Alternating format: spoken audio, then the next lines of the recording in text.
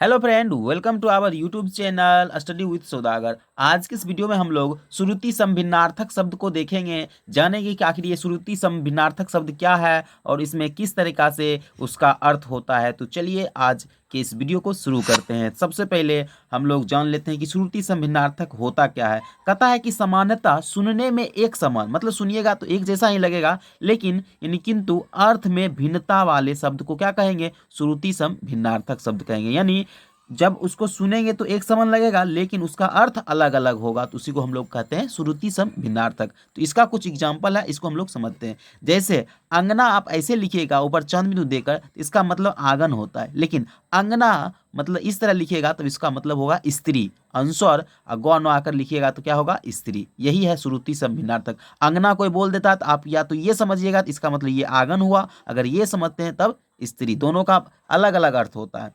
आगे कहता है अपेक्षा। अपेक्षा अगर लिखते हैं तो उसका अर्थ होता है आवश्यकता। उसी प्रकार उपेक्षा अगर लिखते हैं तो इसका अर्थ होता है निरादर। इस तरह इत्र, इत्र बोलते हैं तो इसका मतलब है सुगंध, लेकिन इतर बोलिएगा तो इसका मतलब है दूसरा। इतर का मतलब दूसरा। कर्म, कर्म का मतलब होता है कार्य, ठीक। कर्म बोलिएगा तब इसका मतलब होता है सिलसिला। कर्म का मतलब सिलसिला। आगे हम लोग बढ़ते हैं और भी इसमें एग्जाम्पल को देखते हैं। जैसे देखिए आगे अथक, अथक मतलब होता है बिना थके हुए, और अकथ मतलब हो जाएगा जो कहा नहीं जाए। तो ध्यान रखिएगा क थ में इधर उधर, ठीक।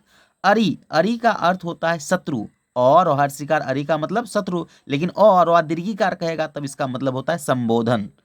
उसी प्रकार अंश, अंश और तालम स्वर लिखते हैं तब होता है हिस्सा। इस अंश का मतलब हिस्सा, लेकिन अंश और धन स्वर लिखते हैं तब क्या हो जाएगा? इसका मतलब कंधा होगा। क्या होगा? कंधा।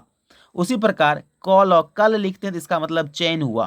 कल का मतलब चैन, लेकिन काल लिखते हैं तो इसका मतलब समय। काल का मतलब समय।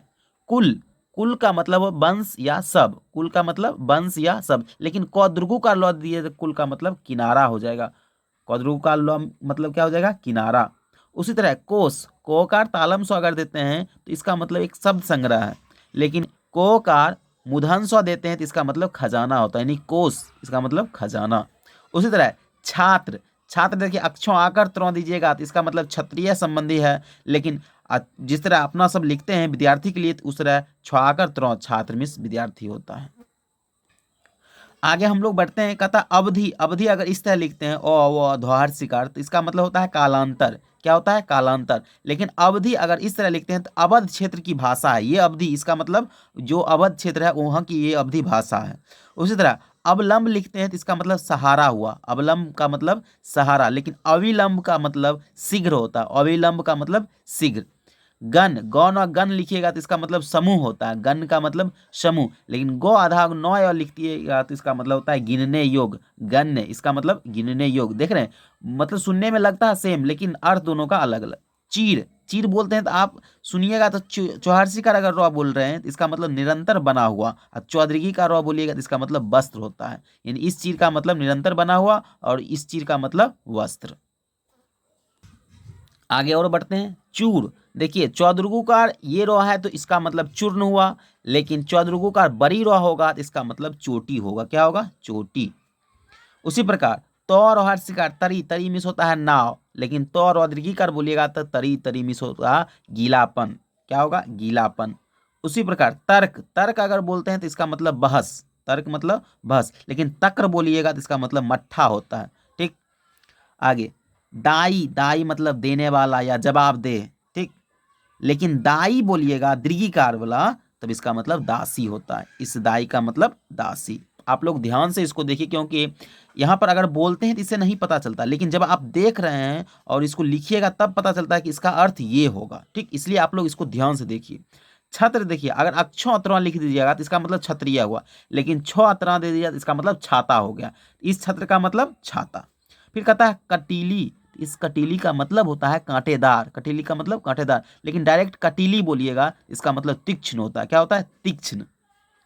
आयत, आप लोग भी जानते होंगे आयत एक तरह से जिसमें लंबाई चौड़ाई होता है, इसलिए लंबा चौड़ा लिख दिए। आयत का मतलब लंबा चौड़ा, लेकिन आयात अगर बोलेगा तो इसका मतलब बाहर से कोई सामान आया है। इसका मतलब क्या हुआ? बाहर से कोई सामान आया है।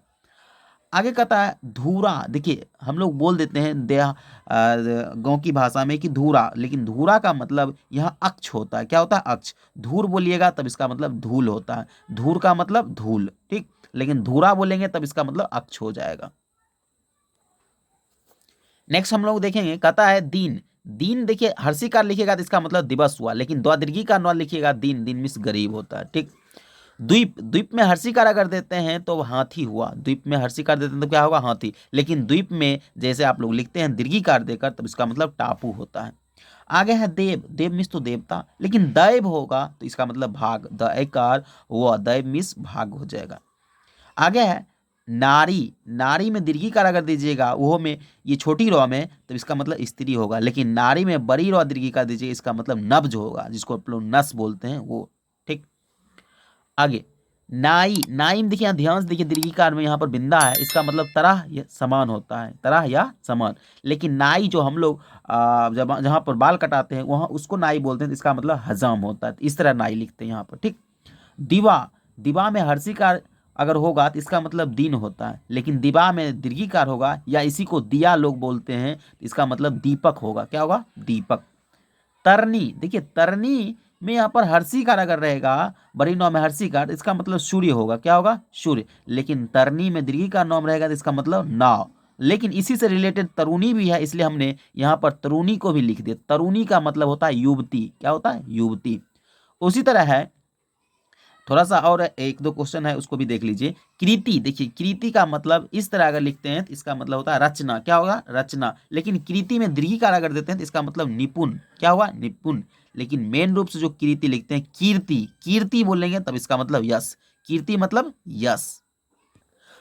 आगे है निश्चल। निश्चल रहेगा तो इसका मतलब स्थिर, लेकिन निश्चल रहेगा तो इसका मतलब छल रहित। निश्चल मतलब छल रहित। आगे नीर। नौदीर्घिकार छोटी रॉ, नीर का मतलब जल, लेकिन नौदीर्घिकार बड़ी रॉ, नीर, इसका मतलब घोंसला। क्या होगा? घोंसला। अगला है कृपन। कृपन का मतलब कंजूस होता है, लेकिन कृपान का मतलब कटार या तलवार होता है। कृपन का मतलब कटार या तलवार। इस तरह आप आसान तरीके से श्रुति संभिन्नार्थक शब्द को देख लिए हैं। और यदि आप लोगों को इसमें कहीं भी डाउट होता है तो आप लोग इसी वीडियो को एक बार और देख लें, ताकि आपको समझने में आसानी होगा, ताकि श्रुति संभिन्नार्थक शब्द आप गलत नहीं कर बैठे। तो मैं एक बार फिर से आपको कह देना चाहता हूँ कि श्रुति संभिन्नार्थक सुनने में एक जैसा लगेगा, लेकिन उसका अर्थ क्या होगा? अलग अलग होगा। इसलिए आप लोग उसको सही से सुने और साथ ही इसको लिखने पर प्रैक्टिस करें, ताकि आपको अगर लिख रहे हैं तो उससे ये पता चल जाएगा कि इसका अर्थ ये होगा। इस तरह हम इस वीडियो को यहीं समाप्त करते हैं। और अगर आप लोगों को इसी तरह और भी हिंदी व्याकरण में जानना है तो आप लोग कमेंट बॉक्स में ज़रूर लिखें। तो मिलते हैं नेक्स्ट वीडियो में, तब तक के लिए जय हिंद, धन्यवाद।